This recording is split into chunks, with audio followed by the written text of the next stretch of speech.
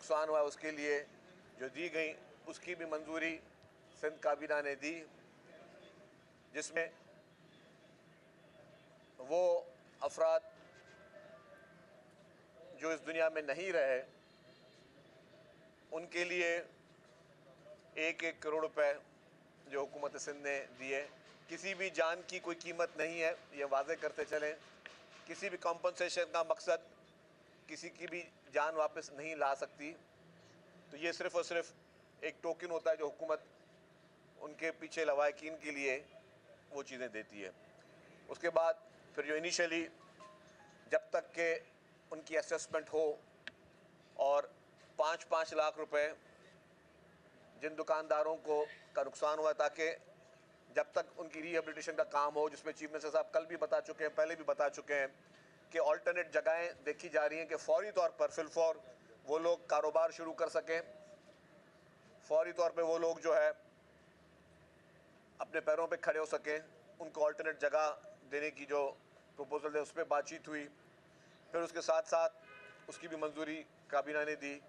फिर उसके साथ साथ जो फैसला किया गया कि कराची चैम्बर ऑफ कॉमर्स जो कि ताजिर बरादरी की हम समझते हैं कि मदर ऑर्गेनाइजेशन है, उसके साथ मिलकर जो लॉस की असेसमेंट है, जो फाइनेंशियल लॉस की असेसमेंट है, उस पर जो भी तखमीनी लगेंगे वो भी काबीना में बात आई कि जी चीफ मिनिस्टर साहब के साथ और हुकूमती नुमाइंदों के साथ ताजिर बरादरी के मुसलसल रवाबत हैं और डे टू डे बेसिस पे उनसे राब्ते मौजूद हैं।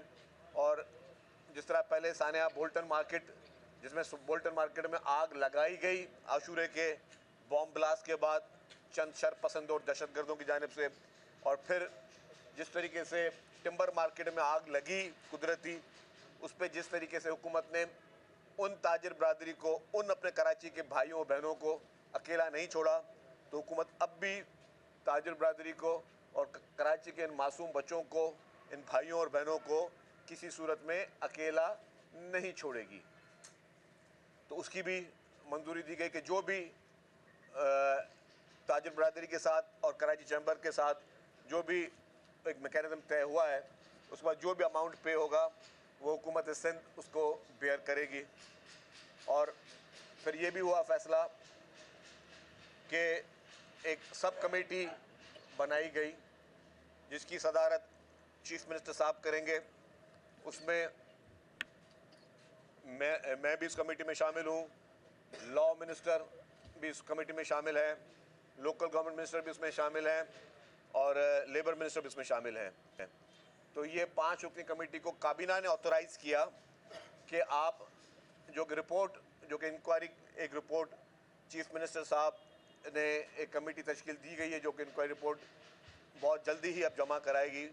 उस रिपोर्ट की रोशनी में जो भी फैसले होंगे, जो भी कार्रवाइयाँ होंगी, वो और जो भी डिसीजंस लेने होंगे वो डिसीजंस वो सब कमेटी करेगी, जिसको कैबिनेट ने ऑथोराइज़ किया, कैबिनेट ने एम्पावर किया कि चीफ मिनिस्टर साहब और वो जो एक सब कमेटी है 5 रुकनी, वो फैसला करेगी कि जी रिपोर्ट आ गई है, रिपोर्ट को गौर से देखेगी और रिपोर्ट के बाद जो भी एक्शंस लेने हैं, तो उसमें किसी किस्म के एक्शंस भी हो सकते हैं, तो वो सारे फैसले वो कमेटी करेगी, उसको भी ऑथराइज़ किया गया। हम समझते हैं कि ये बहुत बड़ा सानिया था और आज दिन तक जो है और इसके बाद भी सानिया को और इसके जो लोग शोधा हैं उनको याद रखा जाएगा। जो बिल्डिंग्स की पोजीशन है, चूँकि रेगुलर बुना पे चीफ मिनिस्टर साहब जब से वाक़या हुआ है एक दिन भी आराम से नहीं बैठे। वज़ीर आला साहब डे टू डे बेसिस पे इसी हादसे से मुंसलिक मीटिंग्स बिना किसी नागे के कर रहे हैं। चीफ मिनिस्टर साहब की मीटिंग में जो उन्होंने फ्यूचर के जो हमारे अब स्टेप्स होंगे कि खुदा ना खास्ता दोबारा इस तरह का वाक़या ना हो, उसके लिए जो फायर ऑडिट और बाकी सारी चीज़ें हैं उस पर भी अमल दरामद चल रहा है। चीफ मिनिस्टर साहब ने ये मीटिंगें भी की हैं कि अब फ्यूचर में जो SOPs बनाई जाएंगी उन तमाम बिल्डिंग्स के लिए, उन बिल्डिंग्स में किस तरीके के आलात होने चाहिए जो कि लाजिम है, उसका भी जो है वो मैकेनिज्म बनाया जा रहा है। और बिल्डिंग कंट्रोल अथॉरिटी और बाकी फायर के जो महकमे हैं फायर फाइटिंग के और असिस्टेंट कमिश्नर्स जो हैं, इन सब पे मुबनी जो है कमेटियाँ सिंध भर में जितनी भी इस तरह की बिल्डिंग हैं जिनमें वो निज़ाम मौजूद नहीं है उस पर अमल दरामद कराएंगी। अब कोई फायर ऑडिट की रिपोर्ट नहीं जमा होगी, अब अमल दरामद डायरेक्टली होगा कि किस किस बिल्डिंग में नहीं है, उस पर अमल दरामद उस टाइम पीरियड पे होगा। उस पर भी ताजिर बरादरी जो थी कराची चैम्बर ऑफ कॉमर्स की, उन्होंने कहा कि जी हम इसमें आगे बढ़ेंगे, हुकूमत हमारे साथ हो, क्योंकि जितने भी ताजिर, जितनी भी बिल्डिंग्स हैं, जितने भी इलाके हैं, वो सारे कराची चैम्बर ऑफ कॉमर्स के मेंबरान हैं। तो उन्हीं के ज़रिए हम नहीं चाहते कि हुकूमत डायरेक्ट कहीं पे कोई सख्ती करे या किसी को जो है कोई ये इंप्रेशन आए कि जी किसी को शायद कोई नुकसान हुकूमत पहुँचा रही। हुकूमत किसी को नुकसान नहीं पहुँचा रही, हुकूमत आपके कारोबार को का तहफ़्फ़ुज़ कर रही है और आपकी जान और माल का तहफ़्फ़ुज़ करने के लिए कोशिश कर रही है। क्योंकि हज़ारों बिल्डिंग्स हैं और हज़ारों बिल्डिंग्स में मैं समझता हूँ, मेरी अपनी असेसमेंट है कि पूरे पाकिस्तान में कोई 90% बिल्डिंग ऐसी होंगी कि जिनमें इस तरह की सहूलियात मौजूद शायद ना हो, क्योंकि सारी पुरानी बिल्डिंग्स बनी हुई हैं। पहले इस तरीके की चीज़ों का ख्याल नहीं रखा जाता था। गुल प्लाजा भी एक पुरानी बिल्डिंग थी और पूरे पाकिस्तान में ये असेसमेंट हो रही है।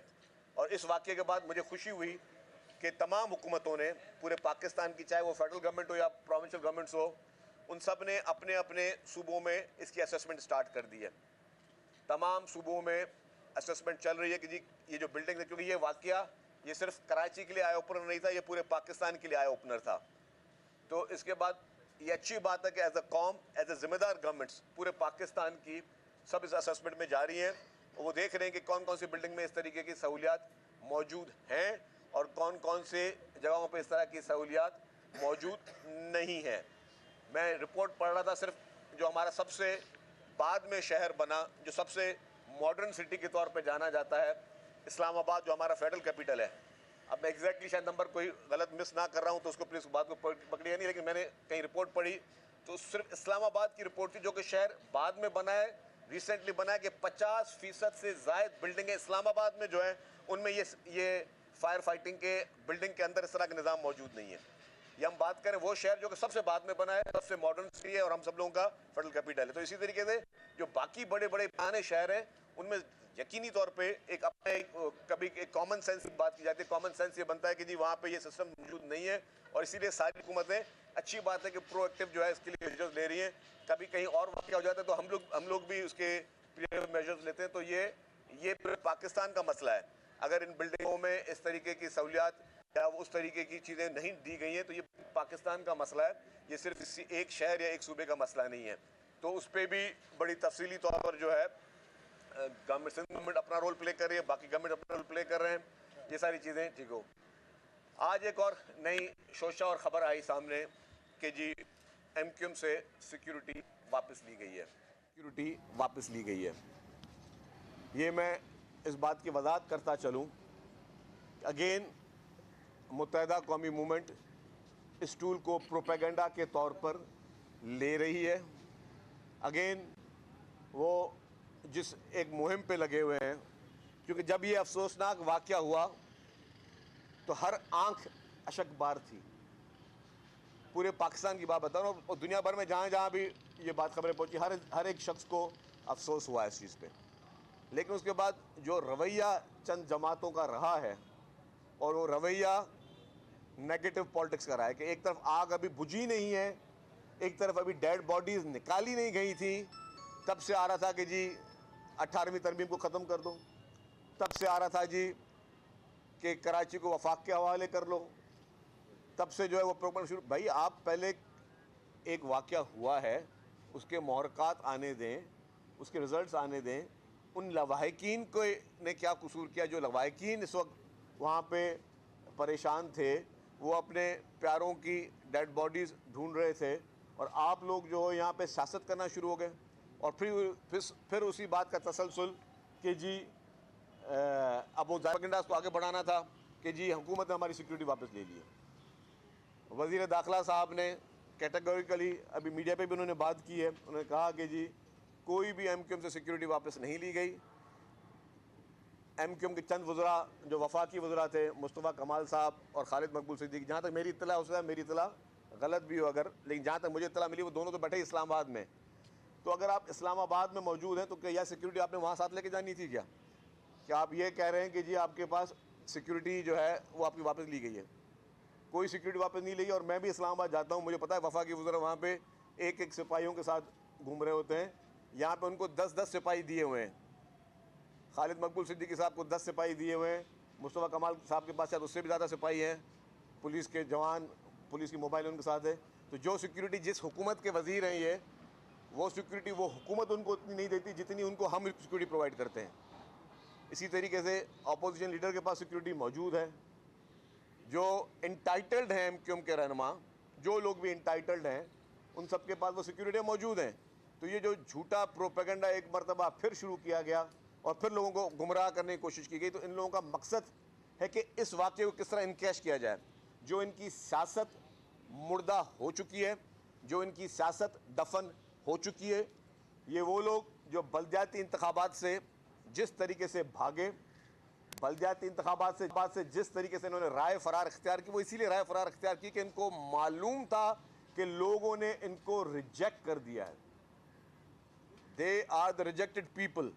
तो वो रिजेक्टेड जमात जो है वो अब वो उनको और तो कोई सियासत का मौका नहीं मिल रहा था, तो बोला इस वाक़े से किस तरीके से इनकैश किया जाए। वहाँ पे मासूम लोग जल रहे थे, इनको अपनी सियासत की पड़ रही थी। वहाँ पे मासूम लोग अपनी ज़िंदगी और मौत की बाजियाँ लड़ रहे थे, इनको अपनी सियासत की पड़ी हुई थी। और आज भी ये प्रोपेगेंडा, ये झूठा प्रोपेगेंडा उसी साजिश का हिस्सा है।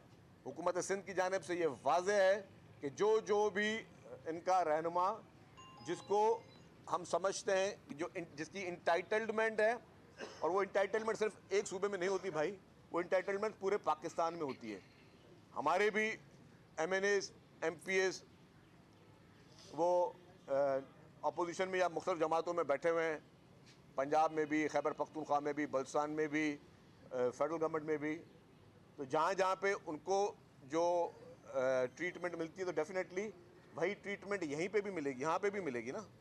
और हम ये तो बता रहे हैं कि जिस हुकूमत के आप वफाकी वज़ीर हैं, उस हुकूमत ने जितनी आपको सिक्योरिटी दी हुई है उससे ज़्यादा की सिक्योरिटी हमने आपको दी हुई है। वरना आप प्रूव करें कि आपके पास 10-10 सिपाही जो हैं वो आपको इस्लामाबाद में मिले हुए हैं फेडरल मिनिस्टर्स को, तो यहाँ पे आप 10-10 और 13-13 सिपाही अपने साथ लेकर चल रहे हैं, गनमैन साथ लेकर चल रहे हैं।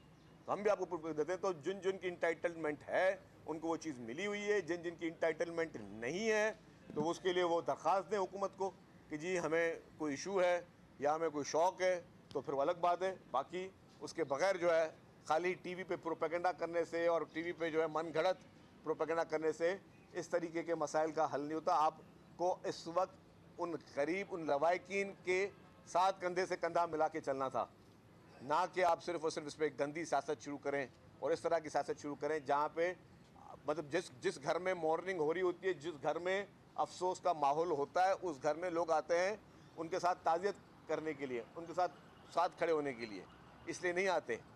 और एक और चीज़ में रह गई मेरे मुझसे बात, आज कैबिनेट में वो जो चेक्स हैं उन लवाकिन के, जिन जिन की डेड बॉडीज़ शनाख्त हो गई है, उनके और उनके सारे जो एक कवायद होते हैं कि भाई इनके पीछे सक्सेसर कौन है या उनका कौन है, उसके लिए आज से चेक्स उनके घरों पे खामोशी से दस्तक दे के उनके घर पर आज पहुंच भी जाएंगे।